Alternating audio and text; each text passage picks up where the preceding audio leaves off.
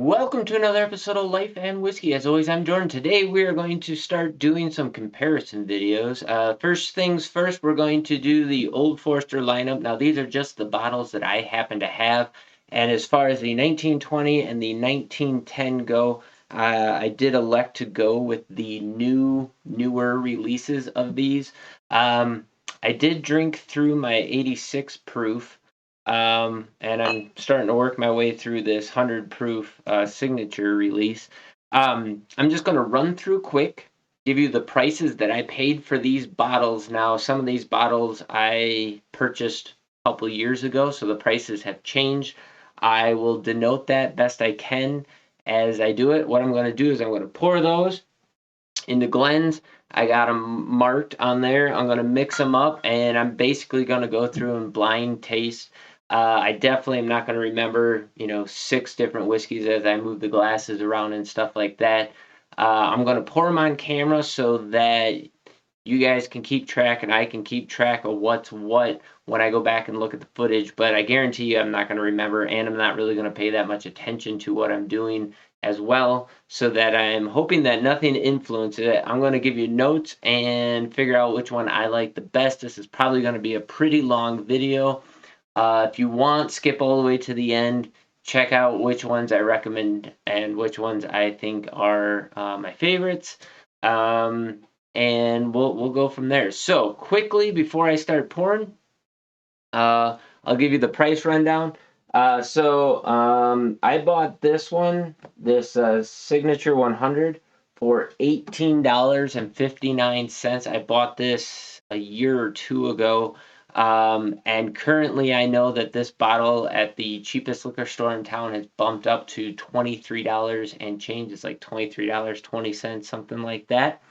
The 1870, I guess we'll put them this way. The 1870 I got for $47.50.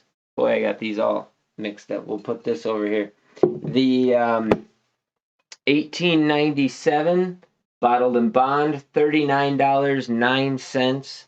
The 1910 the newer release I picked up for $47.99. The 1920 new release I got for $49.09. And so I changed a couple of the camera settings because it was bleeding out with how white this is.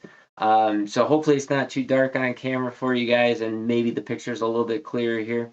And then finally, this the Statesman I picked up for $57.99. So there you go. That's what I paid for these current bottles here. I'm going to pause the camera, set everything up, and then get to pouring. Alrighty, so I'm going to try and pour these so that I don't spill anything too much. I'm going to try and get a reasonable amount in each of these, but on the same token, a lot of whiskey, I don't need to drink all of it. There you go. First one is Signature. Next we have the 1870. So as you're looking, for me it's left to right. It's probably right to left as you're viewing it, but it goes A, B, C, D, E, F, G, so on and so forth down the line. So just so we know, and then we'll just keep these in order, then the bottles over here in line with our ABC will line up there, and then I will mix these all up. And it's kind of funny because I already don't know what's what, because I don't even really know what I have. But big fan of the Old Forester products, and so this will be a great one for me. I can already see a little bit of variation in color there for some of these. So now to try and do this without getting too close and try not to mix up, or not mix up, I don't care about mixed up, but I'm going to try not to spill anything. Okay. I have no idea which one's which now. I'm not even going to try. I'm just going to start on my left, work to the right, and I'll give you my tasting notes on them, what I think of them, and I'll try and rank them a little bit there, and then we'll see where everything shakes out. So first one, the nose is not too dominant. I get brown sugar, a little bit of oak, a little bit of leather. That brown sugar switching into a nice dark caramel. Not bad. Let's see. We'll just go through, we'll taste them, we'll go from there. And these are all going to run. So I'll go this way and then I'll come back through the line. Brown sugar, sweet forward honey, kind of moves into a caramel. The ethanol bite comes at the back end and there's a bitter, a heavy pepper and a heavy bitter finish on the back end of that. Not my favorite finish. Moving into the next one. I'm not getting anything in this nose. So the ethanol ding on this one was a little bit bitey, mixed with that peppery, bitter spice. Okay, I'm getting nothing out of the nose. That's not good. Maybe a slight graham cracker. Maybe. Keeping in mind that each drink, each sip is going to impact how the next one's perceived on this. But I'm not getting anything out of this. That's interesting. Oh, there's a little bit of sweet, like hard candy, sweet hard candy, like those not a Werther's, but those butterscotch hard candies that come in the yellow cellophane.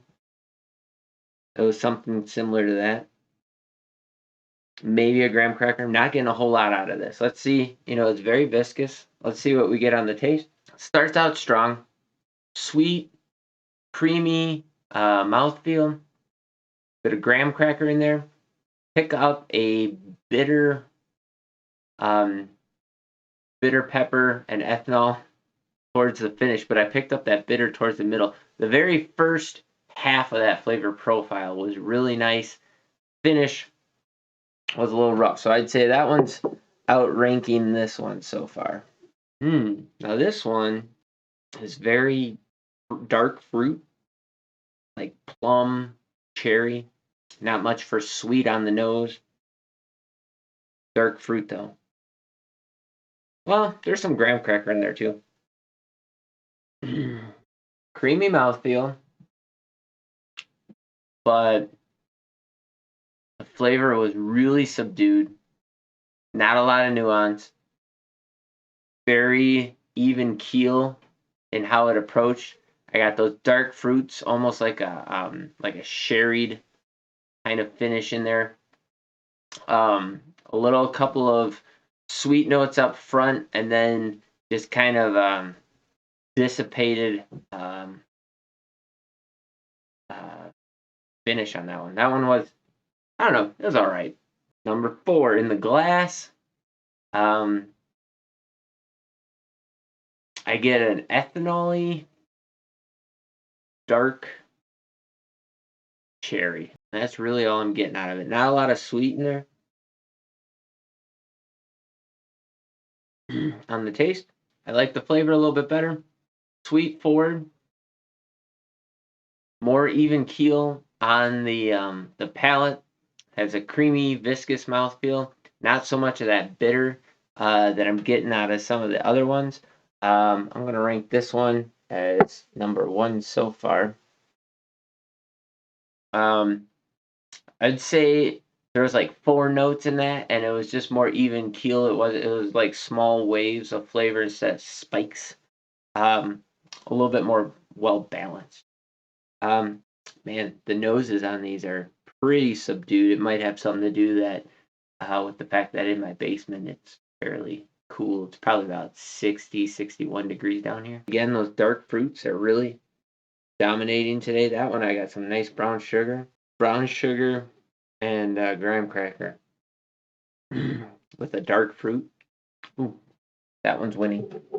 Graham cracker. It's sweet caramel. No bite at all. Absolutely no bite. Um, has a little bit of a wood impact on the finish, but it's not the bitter. These all have a bitter component to them. There was no bitter component to that. It was sweet, soft, very approachable.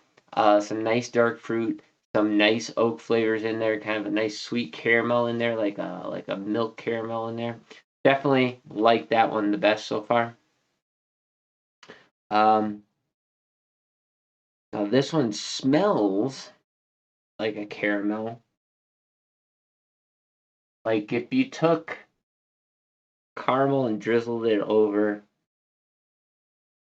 cherries. So instead of chocolate covered chocolate covered cherries, think caramel covered cherries.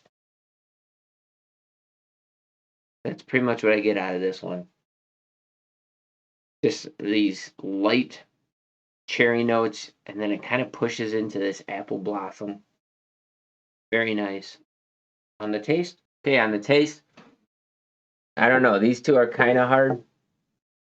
I'll probably put them like that because there was a little bit of a tannic bitterness on that one. So 1, 2, 3, 4, 5, 6 is where we're at initially. Now I'm going to go from right to left. We'll taste them back the other direction. I was kind of surprised how much bitter, tannic oak there was on those. I don't remember that from any of the old Foresters, with the exception of the Statesman. That one, I've never really been a fan of the Statesman. The what is it? The Prohibition. I forget what these two bottles are. We got the original batch is the 1870, and the bottled and bond is the 1897. Um, those were just okay. I remember now. It'll be interesting going blind back to back and whatever else. The reason why this bottle is mostly gone is I'm kind of a big fan of the Signature 100. So maybe this will change. This is what, if you ever watch the blinds of any other whiskey tubers, you'll probably see how often they are wrong. So my memory and my preference is the 1920 and the Signature 100, and then the 1910 and the Signature 100. The 1920 at 115 proof is not really my favorite. I know a lot of people love it. It is too proofy and too bitter for me on the end. I kind of think that that's what this one might be. Um, the Statesman, I don't really remember liking anything about it. And then the Bottled and Bond and the 1870 were just kind of eh. And so my memory is that the Signature 100 is probably about as best bang for the buck as you can get. Or even the 86 drinks really nice. That's my memory. That's what I prefer. We'll see how this all changes. So let's go back. I kind of was giving my palate a second to reset. I should have drank some water in between, but I'll have to get some of that in between takes here. But let's see how it goes. This is opened up a bit more. It is more honeysuckle on the nose and a little bit of caramel.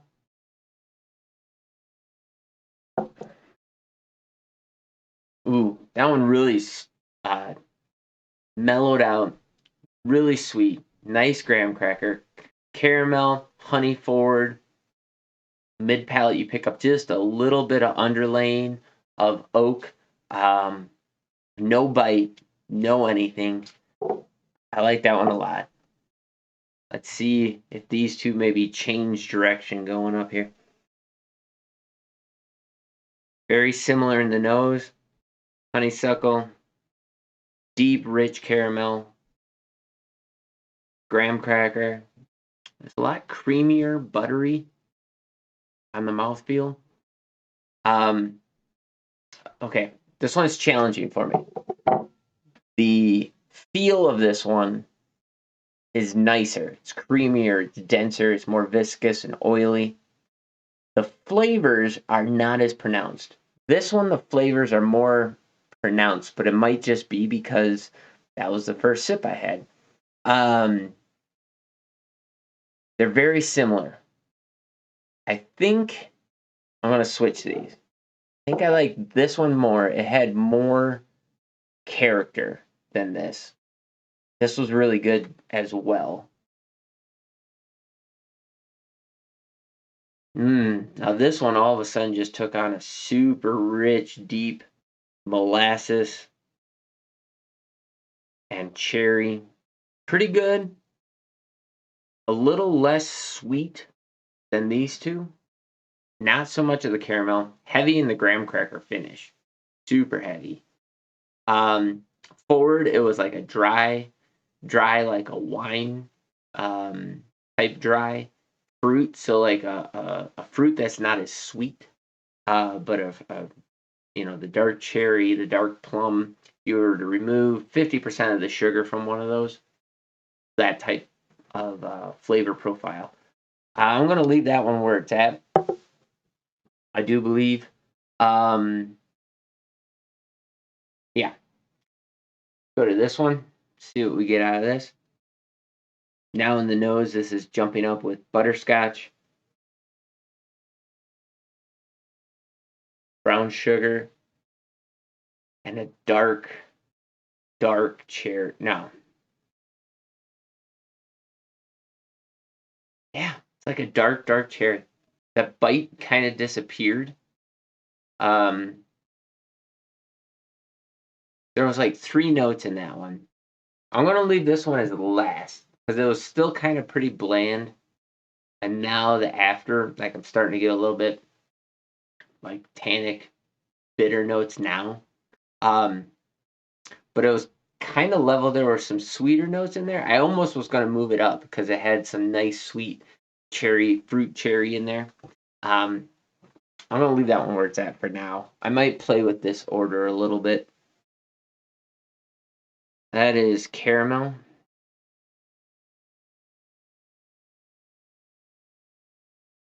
Still kind of one hit wonder on the nose and not getting a whole lot out of it. Kind of a caramel, a very light caramel on that one. That bitterness still picks up at the forward of the tasting notes. Follows all the way through. This very tannic bitterness. But it underpins all the other things that are going on. There's some sweeter notes in there. Kind of a caramel, very viscous, creamy, forward. But about mid palate, that bitterness really takes off as it blends with the ethanol. I think because that bitter notes so much, I'm gonna switch these.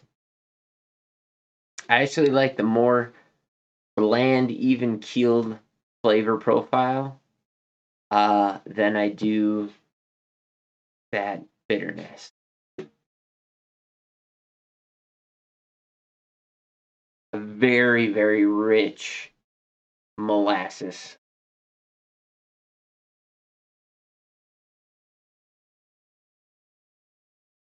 Yeah, it smells like opening a jar of molasses mixed with a light flower, honeysuckle or apple blossom. Similarly, ugh, that tannic note just takes over. Actually, gonna put that one ahead of that. So these two have a very tannic property to them. If I had to guess, I don't know. If I had to guess, this is the 1920. None of these going back from my right to left were very proofy. But that one just not doing it for me. All right, so there we go. I got them ranked first, second, third, fourth, fifth, sixth. Let's see what we have. The number one is C, which would be the 1897 at 100 proof. That's the bottled and bond. Okay. Well, let's see. How am I going to do this to do it in order?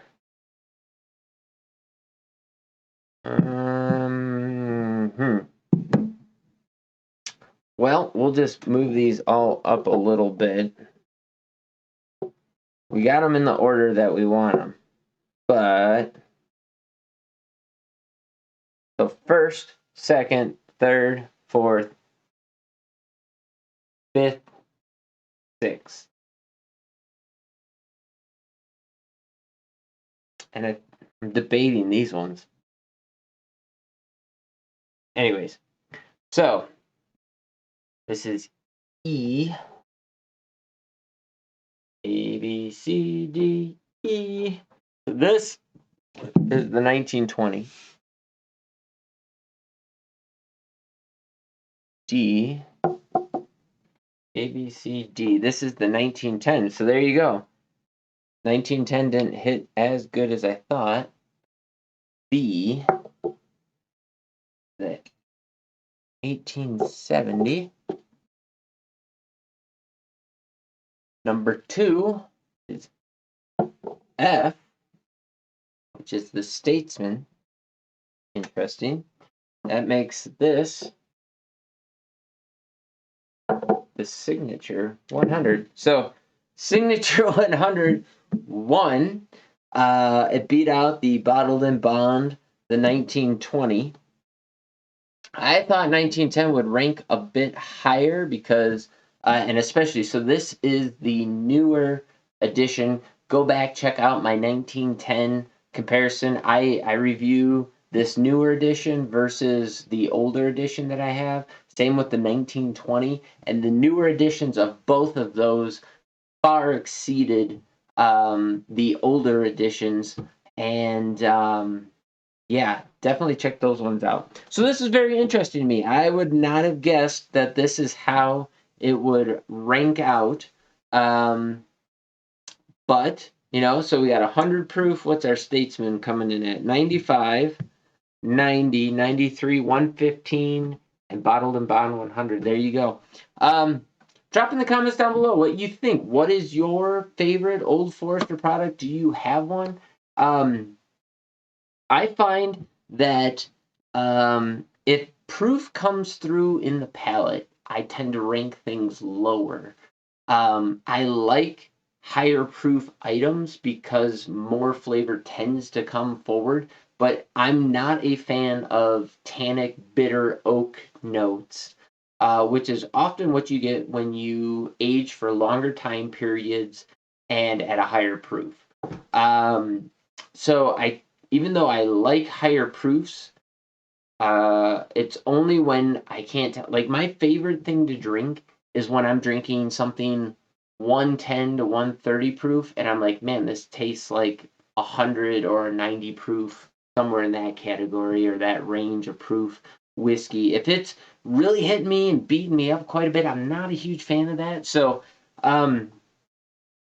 definitely keep that in mind. The other nice thing about a higher proof whiskey is you can always proof it down to bring it down, open it up a little bit. Maybe you personally like it at a different proof, at a lower proof, because it just balances out better. You get more out of it at that proof. Oftentimes, they say that depending on how much care was given to the product line, the whiskeys are proofed in at whatever the best flavor profile is.